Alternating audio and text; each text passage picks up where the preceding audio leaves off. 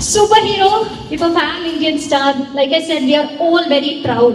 Malayalam cinema യശസ് ഇത്രത്തോളം ഉയർത്തി AR എന്ന cinema, like how should we express our gratitude for that? നമ്മൾ എല്ലാവരും equally proud ആയൊരു സിനിമ തന്നെയാണ്. Now here you are once again with Identity. We are very happy for you. We are very very proud to see your success in the film industry. So നമ്മുടെ super ഹീറോയ്ക്ക് mic കൊടുക്കട്ടെ. Hello, എല്ലാവർക്കും നമസ്കാരം.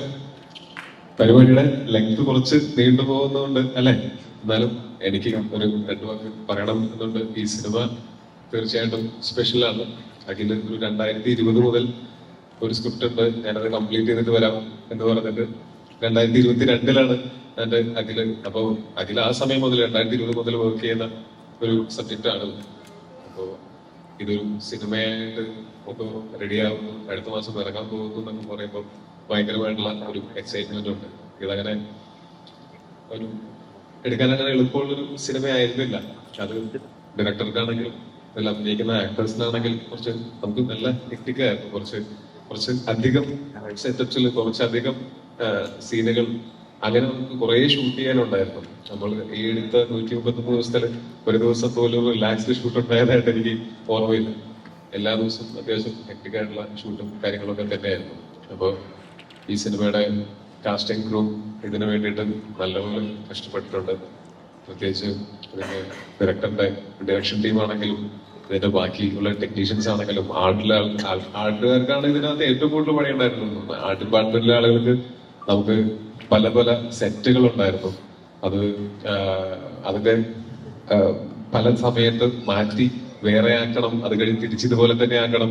ഇതിനിടയ്ക്ക് fight sequence നടക്കുന്നുണ്ടെങ്കിൽ set പൊളിയും, പിന്നെ ആ set വീണ്ടും പണിയണം തുടങ്ങി എല്ലാ ദിവസവും നല്ല ഹെക്ടിക് ആയിട്ടുള്ള പണി ആ ഡിപ്പാർട്ട്മെന്റിലാണെങ്കിലും അല്ലെങ്കിൽ നമ്മുടെ അസിസ്റ്റന്റ് ഡയറക്ടേഴ്സിനാണെങ്കിലും ഇപ്പൊ കോസ്റ്റ്യൂമിലാണെങ്കിലും നേരത്തെ പറഞ്ഞ പോലെ ഓരോരുത്തർക്കും ഓരോ സ്റ്റൈലിൽ അത് നിങ്ങൾക്ക് എന്റെ പോസ്റ്റേഴ്സിനെ കാണുമ്പോൾ തന്നെ മനസ്സിലാവും. എല്ലാ ക്യാരക്ടേഴ്സിനും അങ്ങനെ ഇൻഡിവിജ്വൽ ഒരു സ്റ്റൈൽ ഓഫ് ഡ്രസ്സിങ്ങും ഒക്കെ ആയിട്ട്. അപ്പൊ അങ്ങനത്തെ എല്ലാ ഡീറ്റെയിലും നമ്മൾ ഒരുപാട് ശ്രദ്ധിക്കുന്ന സമയത്ത് അത്രയും എഫേർട്ട് തീർച്ചയായിട്ടും ആ സിനിമയുടെ പിന്നിൽ ഉണ്ടായിട്ടുണ്ട്. പിന്നെ ഇതിന്റെ ടെക്നീഷ്യൻസ് എല്ലാവരും എന്ന് പറഞ്ഞാല് അഖിൽ, ഞാൻ ഇങ്ങനെ ഇടയ്ക്ക് പറയും, പകുതി തമാശയായിട്ട് ഞാൻ പറയും, അഖിൽ നീ ഭയങ്കര സെൽഫിഷ് ആണ്. പക്ഷെ അഖിലിന്റെ സെൽഫിഷ്നെസ് എന്ന് പറയുന്നത് ഈ സിനിമ നന്നാവണം എന്നുള്ളതാണ്. അപ്പോ അനസ് കുറച്ചും കൂടെ ഒരു സൈലന്റ് ടൈപ്പാണ്. നമുക്ക് എന്തെങ്കിലും പറഞ്ഞ് പറ്റിക്കാനെങ്കിലും പറ്റുന്ന ഒരാളാണ്. അഖിലിനെ നമ്മള് ആ വർക്ക് നമ്മുടെ കയ്യിൽ നിന്ന് ഇവൻ ഏത് വിധേനയും നമ്മളെ കൊണ്ട് പണിയെടുപ്പിക്കുക എന്നുള്ളതുണ്ട്. പക്ഷെ ആ സെൽഫിഷ്നെസ് തന്നെയാണ് ഞാൻ അഖിലിലും അനസിലും കണ്ട ഏറ്റവും നല്ല ക്വാളിറ്റി. കാര്യം അവരവരുടെ വീട്ടിലേക്ക് കാർ മേടിക്കാനോ വീട് മേടിക്കാനോ ഒന്നല്ലല്ലോ, ഈ സിനിമ നന്നാക്കാൻ വേണ്ടിയിട്ടല്ല അവർ സെൽഫിഷ് ആവുന്നത്. ആ സെൽഫിഷ്നെസ് അത്യധികമായിട്ട് ഈ സിനിമയിൽ വർക്ക് ചെയ്ത ഓരോരുത്തർക്കുമാണ് ഗുണം ചെയ്യുന്നത്. So thank you for being selfish.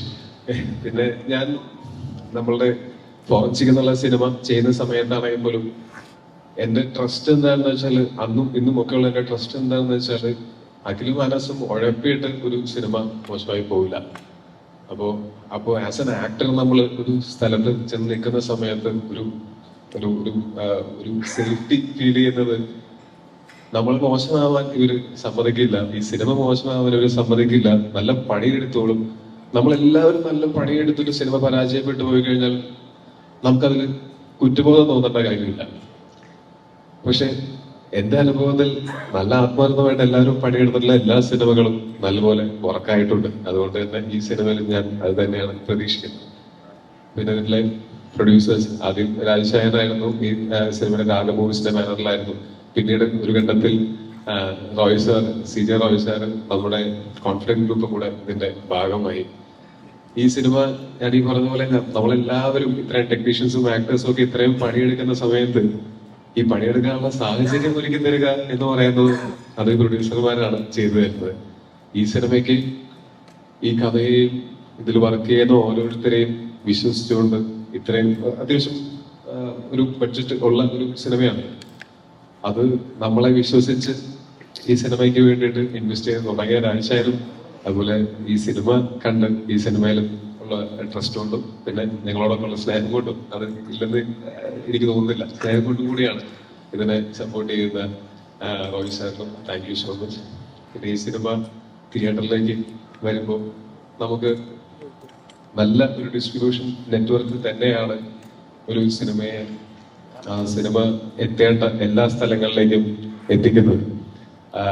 അതിന് തീർച്ചയായിട്ടും ശ്രീ ഗോകുലം മൂവീസും അതുപോലെ ഡ്രീം ബിഗ് ഫിലിംസും ഇവർക്ക് നിങ്ങൾക്ക് ഓൾറെഡി എക്സ്പീരിയൻസ്ഡ് ആണ്. നിങ്ങൾക്കറിയാം എങ്ങനെയാണ് ഒരു സിനിമയെ കേരളത്തിനകത്തും കേരളത്തിന് പുറത്തേക്കും എങ്ങനെയാണ് എത്തിക്കേണ്ടത്.